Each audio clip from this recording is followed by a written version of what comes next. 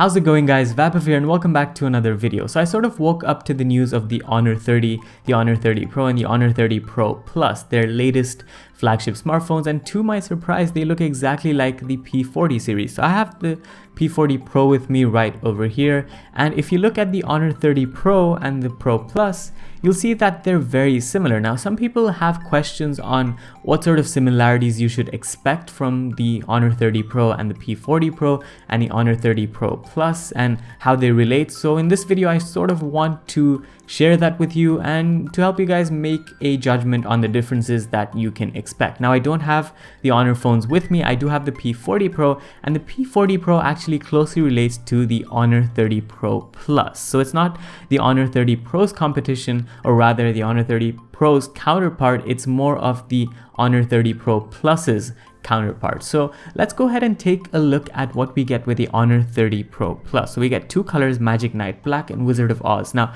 make sure you keep in mind that this is a translation from a Chinese website, so some of the English you might see will be a bit wonky, but you just have to keep that in mind. So between the P40 Pro here and the Honor 30 Pro Plus, you can see that the P40 Pro actually doesn't have this color for its smartphone, so that's something different on the 30 Pro Plus. If we go ahead and look through the specifications, one thing that's different is that while the Huawei phone is running EMUI 10.1, we get Magic UI 3.1 on the Honor 30 Pro Plus, so that's a big difference based on Android 10. EMUI is also based on Android 10, and even the Honor phone won't have Google Play services out of the box, so you will have to rely on App Gallery, which is Huawei's application store, to download your latest applications. And we can expect to see the Google Play service sort of get installed on the Honor 30 Pro Plus as well, as we've seen on the P40 Pro. So you can actually get Google Play services because this thing will be running Android. Now, one of the key things of the 30 Pro Plus is that it has the Kirin 990 5G processor on board. So it's got 5G connectivity, Wi-Fi 6 Plus support. So all of the latest and greatest end specifications. Now between the Honor 30 Pro and the Honor 30 Pro Plus, here's a quick little comparison. So they're basically the same screen, they're Full HD Plus panels, but the 30 Pro Plus has a 90 Hz panel, which is exactly the one found on the P40 Pro. I think this one is a 6.58 inch panel, this one's a 6.57 inch panel, so just a slight difference in that regard. Kirin 990 5G SoC on both, 8GB of RAM, 256GB of storage by default, so that's the starting configuration for the 30 Pro Plus. If we go ahead and look at the camera now, that's a big talking point between the 30 Pro Plus and the P40 Pro. Everyone's saying if the 30 Pro Plus and the P40 Pro have the exact same cameras, what's the difference in flagships? Well, they're not the exact same cameras. So the sensor they're using is the same, the 1 by 1.28 inch sensor. It's a 50 megapixel camera by default, but the other two cameras are different. So if you go ahead and look at the Dxo Mark Rating for the Honor 30 Pro Plus, we see it has a 125 score. Now if you scroll down a bit, you'll notice that the 1 by 1.28 inch sensor is the same as the one on the P40 Pro, but it doesn't have optical image stabilization, so that's another difference. Now while the Honor has an 8 megapixel sensor for the periscope lens, which can zoom in up to 50 times, the Huawei has a 12 megapixel variant. So there are some differences. Of course, there are differences in the way the camera processes images. So the processing power on the Huawei is a bit stronger compared to that of sort of the Honor phone.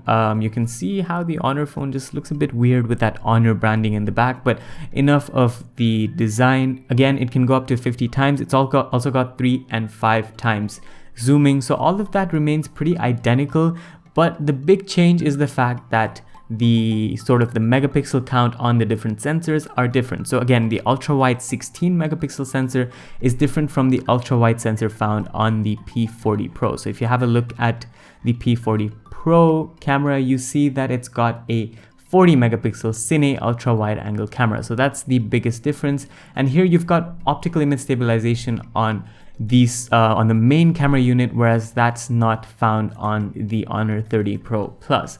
Another big thing between the Honor 30 Pro Plus and the P40 Pro is the fact that the 30 Pro Plus only has IP54 ratings. If you go down and scroll all the way to where it talks about IP rating, right about here somewhere.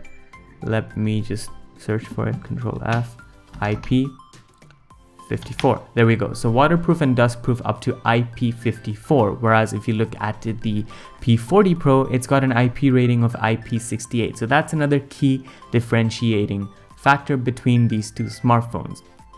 But I think it wouldn't be wrong to say that the Honor 30 Pro looks or the Pro Plus rather, looks very similar to the P40 Pro. I think they've gone through the same manufacturing process, and the fact that Huawei's been struggling of late in terms of, you know, losing out on Google Play services, and that must have obviously impacted their finances. So I can see why they went for a similar design, because Honor at the end of the day is a, you know, sort of you can say outgrowth, not the right word. It's more of a subsidiary of Huawei. I think that's the right word. So Honor and Huawei work very closely, and again, keeping the design similar means they're obviously saving up on costs. So with the design being similar, you can obviously translate that to cheaper pricing as well. The last thing I want to touch on the Honor 30 Pro Plus, if we go ahead and go back to its specifications, is its battery. So it's got a 4000 milliamp hour battery,